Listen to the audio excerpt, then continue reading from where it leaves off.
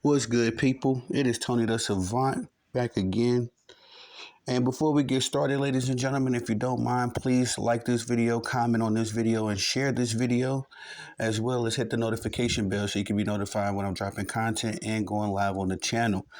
A little bit of help goes a long way, and I can't say thank y'all enough for all the support and love that you have shown the channel.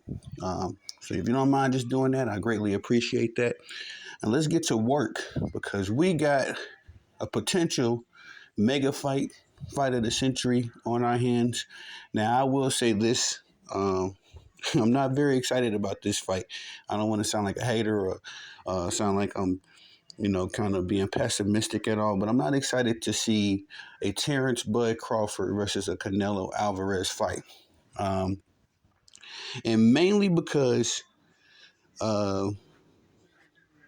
mainly because of the Jamel Charlo versus Canelo Alvarez fight. Um, if y'all didn't see that fight, man, it was it was something to see. I would try to be okay. I've said this before. I'm trying to be a little bit more diplomatic with my reporting. But if you didn't see that match, it was definitely something to see. Jamel Charlo went up, I believe, 2 weight classes to fight Canelo Alvarez, and essentially just kind of ran around the ring until for the entire fight. I don't recall Jamel Charlo throwing one punch. I know he had to, for the sake of the sport, but I don't recall him throwing a punch that fight. Um, but ultimately, what it kind of boiled down to is a big payday for Jamel Charlo. The Charlo fans in the boxing community was content with that, after saying for months or weeks before the fight that Charlo is quote unquote chasing greatness. But the fight just was not entertaining. It wasn't a good fight at all. And that's my number one fear of this fight. I have a lot more confidence in Bud, his abilities, his skill set, his work ethic, of course. But putting on boxing muscle is totally different than putting on regular muscle. Going to the gym, hitting some push-ups and pull-ups, all that good stuff. Yes, that'll get you muscle and maybe a nice, cut and figure and all that good stuff. But in boxing, it's a totally different beast, a totally different animal. Um, and if you knew what boxers had to do just to put on 1 pound of muscles, you would appreciate them a little bit more. From what I learned and about the boxing world is that putting on boxing muscle is totally different than putting on regular muscle. And so when you get and for that reason, we have boxing divisions. Clearly, a couple pounds separates each division. And there's a reason why. But nonetheless, again, I do trust Terence Bud Crawford's abilities, his work ethic. And there's been a lot of build up to this fight, so far. I'm not sure if there's any official negotiations going on just yet. But a lot of people have been speculating, been talking about it. So the last time I read anything legitimate on this, it was pertaining to both parties coming to the table, willing to negotiate. We all remember Canelo Alvarez said about a year or two ago that at first he didn't want to fight Terence Bud Crawford, but I guess something has changed his mind.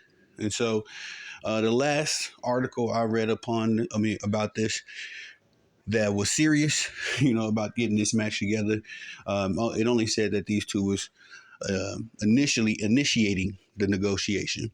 So we'll get more details, of course, as it unfolds. But I wanted to report that Oscar De La Hoya, and I had to give my commentary, y'all. Sorry, this is what the video was about, as you can see in the title.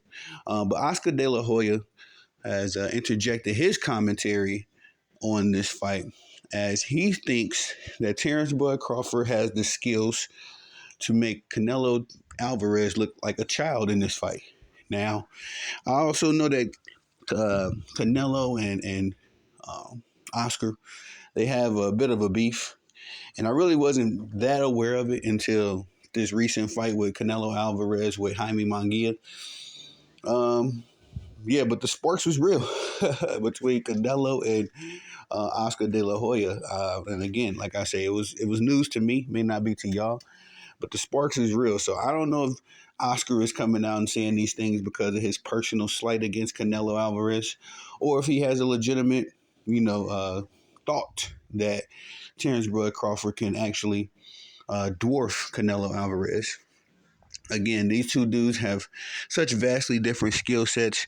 I would have to break down some game tape before I gave my final prediction. But Oscar De La Hoya, thinks that Terence Bud Crawford will have Canelo looking childish out there, and that's his words. That's his words for sure. He said Terence Bud Crawford has the skills to make Canelo look like a child. So that's big talk. And again, I would take it with a grain of salt because as far as I know, not Terence, Canelo and Oscar De La Hoya have some friction between one another, and again, I would not be surprised if Oscar De La Hoya didn't believe this 100%. He was just saying this to flare up some emotions out of Canelo Alvarez. I'm interested to see this fight. It's not a fight that I call for. I would love to see Terence Bud Crawford go up against Jermell Charlo. Speaking of, I would still love to see that fight. If nothing else in the tune-up, I know he has a fight coming up, and I'll be enjoying that. Also, I would love to see Canelo Alvarez fight David Benavidez. For whatever reason, Canelo Alvarez doesn't even say this dude's name anymore. So, it's weird energy to me. I gotta confess, it's very, very weird how Canelo Alvarez seemingly is going out of his way to avoid this fight with David Benavidez. But that's the fight I'll pay top dollar for. That's the fight that I'm calling for as a fan. That's the fight I want to see. And at the end of the day, if they make this fight happen, it is what it is. I might watch it. Yeah, I'm going to watch it, because I got mad respect for Bud and Canelo. So it'll be hard for me not to tune into this fight if in the event that they get it done. But the two fights that I'm calling for, and I might even say three, is Bud, going against Jermell Charlo. I know a lot of people say for what, but I just want to see it.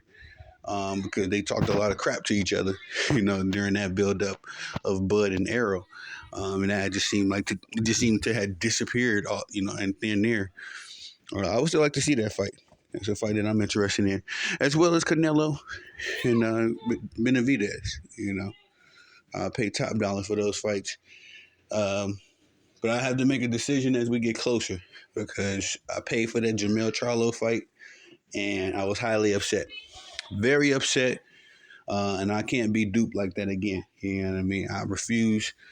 The sport of boxing is already kind of losing my support. If I wasn't a sports journalist, I probably wouldn't be invested in boxing at all. In fact, that's kind of what happened, in years past. It was just me being a pure, genuine fan.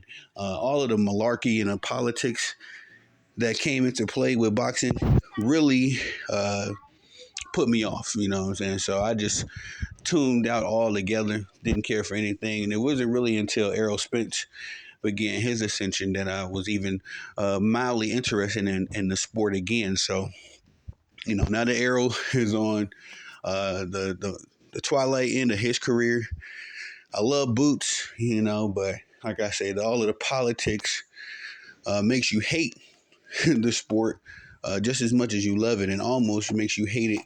You hate the politics even more than you actually love the sport. So in those situations, I tend to just tune out. That's my kind of my coping technique. But I'm only covering it so I can bring the information to the people in a genuine way, in a real way. And, ultimately, as a fan of boxing, I'm supporting certain things and just trying not to, get too upset about others. But anyway, I'm gonna ramble on about this for a while. We got some time, long time, I'm sure, before this fight is even set. So we'll see what happens. Bud has a fight coming up. Let me look into that because when they announced that fight, I had no interest in that. I was really anticipating that him and Errol Spence work out something and get that rematch going on. Regardless if Errol loses or not, that's not the point with me. It's the fact of the matter that we all knew there was a rematch clause involved, and for some reason that just kind of disappeared. The talk of all that disappeared as well. So, um, anyway, that's what I wanted to see. That's all I got for y'all on this one. It is Tony the Savant. Please like this video, comment on this video, share this video. Also hit the notification bell so you can be notified when I'm dropping content and going live on the channel. I do thank y'all for the love and support. It is Tony the Savant. Peace.